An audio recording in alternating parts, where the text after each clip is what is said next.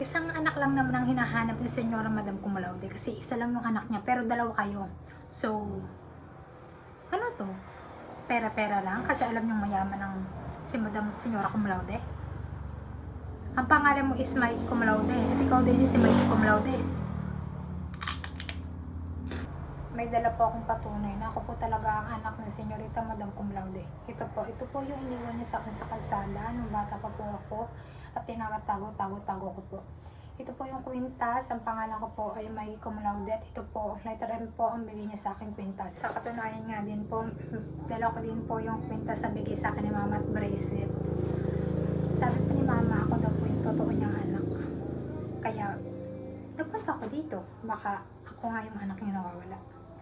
Akala mo ikaw lang may dalang kwintas. Hindi no. Hindi ko tunay. Diyan ang mukha niya. Parang mukha nga ng bayawak eh. Ako nga ang tunay na anak ni Mama. Ako, hindi ikaw. Okay ka na. Okay ka na din. Pangat-pangat nyo naman kumarte. Ako kasi ang tunay na anak kasi suot ko to, pati ang titurong ko hindi ko na nakain dahil sa inyong dalawa, mga hiniyo pa kayo.